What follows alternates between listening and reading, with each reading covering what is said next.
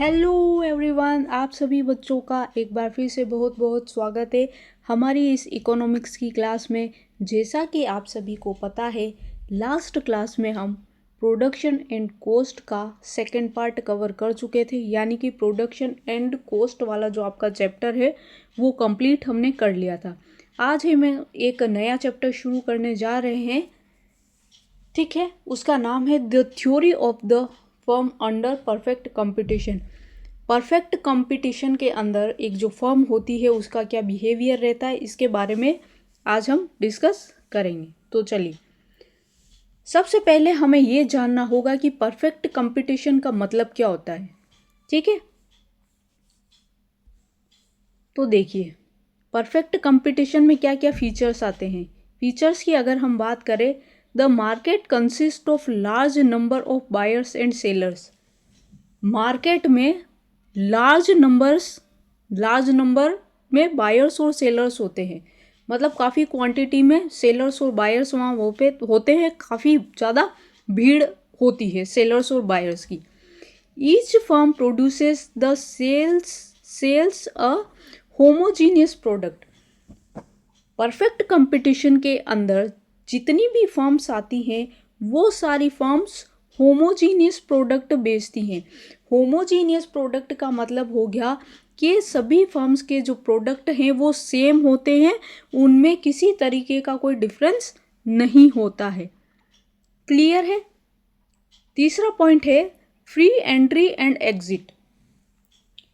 Perfect competition में कोई भी फर्म कभी भी एंट्री कर सकती है और कभी भी एग्जिट कर सकती है, यानी कि कोई भी फर्म अगर प्रोडक्शन करना चाहती है तो उसको फ्री एंट्री और एग्जिट होती है, ठीक है। कभी भी आओ, प्रोडक्शन करो, नहीं प्रॉफिट हो रहा है तो आप जा सकते हो।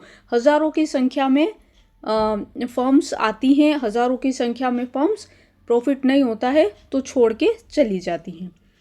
Now 4 point is information is perfect. यहाँ पे बताया गया है कि जो इंफॉर्मेशन है कंज्यूमर को और सेलर को, वो हमेशा परफेक्ट होती है, ठीक है बात।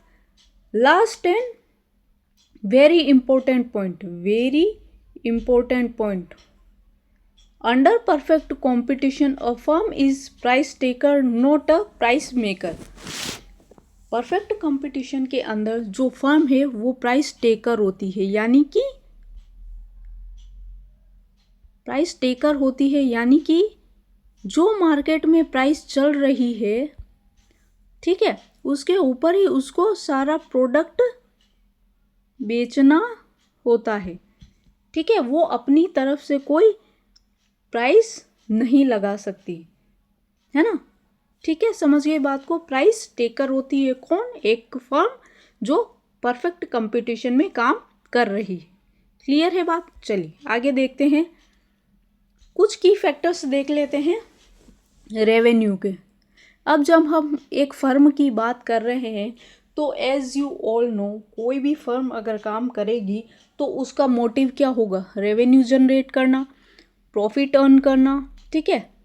तो ये क्या होता है? उसका मोटिव होता है कि हमें प्रॉफिट हो और हमारी रेवेन्यू अच्छी हो। क्लियर है। तो देखिए, money received by a firm from the sale of given output in the market. Revenue क्या है? मनी जो रिसीव हो रही है एक फर्म को सेल करने से मार्केट में, वो क्या हो गई? रेवेन्यू हो गई। अब हम यहाँ पे टोटल रेवेन्यू की बात करें, total revenue is total income of a firm from the sale of output. Total revenue की हम बात कर रहे हैं तो टोटल रेवेन्यू में क्या आएगा?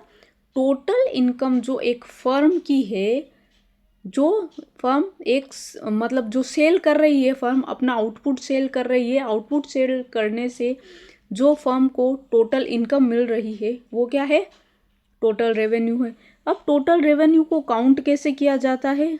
Total revenue equals to price multiply by quantity, ठीक है। कितनी क्वांटिटी बेची गई है और उनकी क्या प्राइस है, तो वो क्या आ जाएगी? टोटल रेवेन्यू आ जाएगी। क्लियर है बात। अब हम बात करें एवरेज रेवेन्यू की, तो पर यूनिट जो रेवेन्यू कैलकुलेट हम करते हैं वो होता है एवरेज रेवेन्यू, यानी कि average revenue equals to total revenue divided by quantity. एक फर्म ने कितनी क्वांटिटी बेची उसको हमें डिवाइड करना है, मतलब टोटल रेवेन्यू को डिवाइड करना है कितनी क्वांटिटी फर्म ने बेची है, तो वो क्या आ जाएगा, एवरेज रेवेन्यू आ जाएगी। क्लियर है बात। अब देखिए मार्जिनल रेवेन्यू। अब मार्जिनल का कॉन्सेप्ट आप कई बार पढ़ चुके हैं और आई होप आपको पता ही होगा, फिर भी चलिए देखते हैं। Extra revenue from selling one extra unit of good और सर्विसेज, जो भी बिक रहा है, ठीक है। तो extra revenue from selling one extra unit, marginal में हम हमेशा एक्स्ट्रा की बात करते हैं, ठीक है। तो एक्स्ट्रा रेवेन्यू जनरेट हो रही है वन एक्स्ट्रा यूनिट बेचने से, तो मार्जिनल रेवेन्यू क्या हो गया, marginal revenue equals to change in total revenue divided by change in quantity, ठीक है। टोटल रेवेन्यू में जो चेंज आ रहा है चेंज इन क्वांटिटी सेल करने से, तो वो क्या हो गई, मार्जिनल रेवेन्यू हो गई। क्लियर है। चलो अब देखते हैं, आगे बढ़ेंगे। देखिए अब टोटल रेवेन्यू की यहाँ बात करें तो हम यहाँ कर्व को डिस्कस कर लेते हैं कि उसका कर्व कैसा होता है टोटल रेवेन्यू का, और ये है एवरेज रेवेन्यू का कर्व। यहाँ पे आप देख सकते हैं, यहाँ पे हमने लिया है रेवेन्यू, यहाँ पे लिया है हमने आउटपुट, ठीक है। और ये जो कर्व है ये क्या है, टोटल रेवेन्यू दिखा रहा है। क्या दिखा रहा है, टोटल रेवेन्यू। यानी जब आउटपुट ज़ीरो है तब रेवेन्यू भी ज़ीरो है। जैसे जैसे आउटपुट बढ़ता है तो रेवेन्यू भी बढ़ती है, ठीक है। क्लियर है, सिंपल कर्व है टोटल रेवेन्यू का। जब आउटपुट बढ़ेगा तो रेवेन्यू भी बढ़ गई, है ना। यहाँ पे लिया हमने रेवेन्यू, यहाँ पे लिया हमने आउटपुट, ठीक है। अब ये आपका कर्व है टोटल रेवेन्यू। यहाँ पे देखिए जैसे जैसे प्रोडक्ट बढ़ रहा है, आउटपुट बढ़ रहा है, वैसे वैसे रेवेन्यू बढ़ रही है, ठीक है। क्लियर है बात। अब हम बात करें यहाँ पे एवरेज रेवेन्यू की, तो हमेशा परफेक्ट कंपटीशन में average revenue equals to marginal revenue equals to price, ये हॉरिजॉन्टल रहेगा। क्यों रहेगा ये हम आगे डिस्कस करेंगे। देखिए अब बात कर लेते हैं relationship between average revenue and marginal revenue. As we know in perfect competition a firm is price taker not a price maker, so average revenue equals to marginal revenue. अभी मैंने आपको बताया था पिछले इसमें कि यहाँ पे एवरेज रेवेन्यू क्या होता है, हॉरिजॉन्टल लाइन होता है ना। तो वो क्यों होता है, देखिए वो होता है इसलिए क्योंकि फर्म जो है वो क्या है, प्राइस टेकर है, प्राइस मेकर नहीं है। सो यहाँ पे average revenue equals to marginal revenue equals to price. Fine, समझ गए। ये हॉरिजॉन्टल इसलिए होता है क्योंकि ये जो लाइन आ रही है ये क्या है, ये प्राइस टेकर है, इसलिए ये हॉरिजॉन्टल लाइन है। क्लियर है। चलिए आगे देखेंगे। प्रॉफिट मैक्सिमाइजेशन की बात करें फर्म की, एक फर्म की हम प्रॉफिट मैक्सिमाइजेशन की बात करें और शॉर्ट रन की बात करें तो हम देखेंगे कि इक्विलिब्रियम में क्या होता है, ठीक है। Marginal cost equals to marginal revenue होनी चाहिए। दूसरा, marginal cost should cut marginal revenue from below, marginal cost जो है वो मार्जिनल रेवेन्यू को नीचे से कट करनी चाहिए। फाइन। तीसरा पॉइंट यहाँ है, प्राइस जो है वो एवरेज वेरिएबल कॉस्ट से ज़्यादा होनी चाहिए, ठीक है। प्राइस जो है वो एवरेज वेरिएबल कॉस्ट से ज़्यादा होनी चाहिए। और लॉन्ग रन की अगर बात करें तो प्राइस जो है वो एवरेज कॉस्ट से ज़्यादा होनी चाहिए। ये क्या है, ये सब बातें हैं शॉर्ट रन की। किसकी? शॉर्ट रन की, है ना। चलिए इसको अभी हम समझेंगे डायग्राम की मदद से। आगे चलते हैं। ये देखिए, शॉर्ट रन में 3 कंडीशन हो सकती है। परफेक्ट कंपटीशन में कोई भी फर्म जो प्रोडक्शन कर रही है उसके साथ 3 कंडीशन हो सकती है। या तो वो सुपर प्रॉफिट कमा रही है, सुपर नॉर्मल प्रॉफिट, या उसको नॉर्मल प्रॉफिट मिल रहा है, या फिर उसको लॉस मिल रहा है। क्या मिल रहा है? लॉस मिल रहा है। अभी हम एक एक करके इनको डिस्कस करेंगे। सबसे पहले हम बात कर लेते हैं सुपर नॉर्मल प्रॉफिट की। तो जैसा कि मैंने आपको बताया कि परफेक्ट कंपटीशन में marginal revenue equals to average revenue equals to price. So this line is horizontal, है ना। अब बात करें हम मार्जिनल कॉस्ट और एवरेज कॉस्ट की, तो हमने क्या कंडीशन पढ़ी थी कि ये जो एवरेज कॉस्ट कर्व है, मार्जिनल कॉस्ट इसको नीचे से कट करना चाहिए, है ना। अब ये लाइन हमारी यहाँ पे एवरेज रेवेन्यू हो गई, ये हमारी एवरेज कॉस्ट हो गई। अब ये जो एवरेज कॉस्ट है वो एवरेज रेवेन्यू से नीचे है, यानी कि यहाँ पर, और मार्जिनल रेवेन्यू यहाँ पर। तो ये जो पार्ट है, ये क्या हो रहा है? सुपर नॉर्मल प्रॉफिट हो रहा है एक फर्म को। फिर से बताती हूँ, ये हमारा एवरेज कॉस्ट कर्व है, ये हमारा मार्जिनल कॉस्ट कर्व है।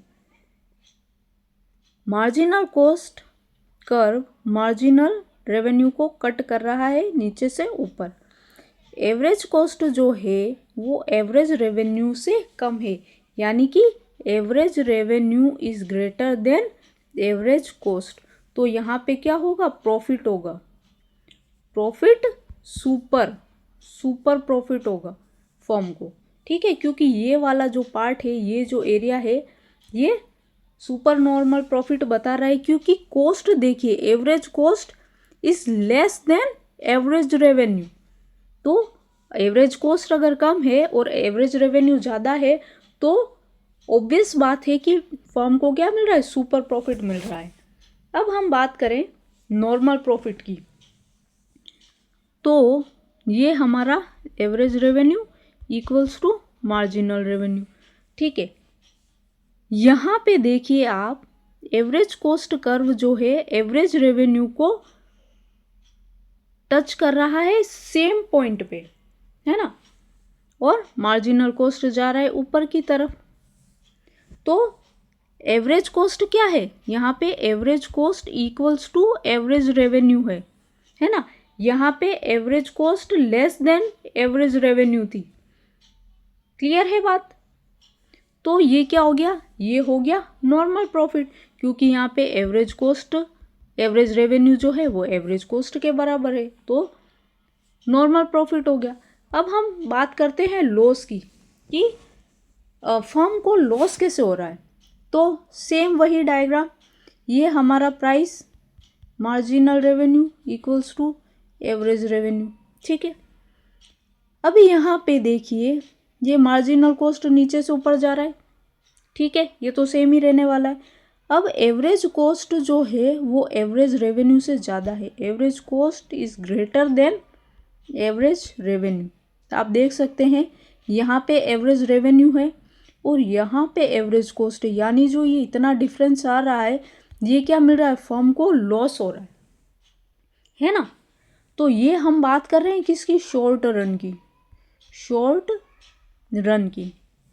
अब हम बात करें अगर लॉन्ग रन की, तो लॉन्ग रन में किसी भी फर्म को हमेशा नॉर्मल प्रॉफिट मिलता है, नॉर्मल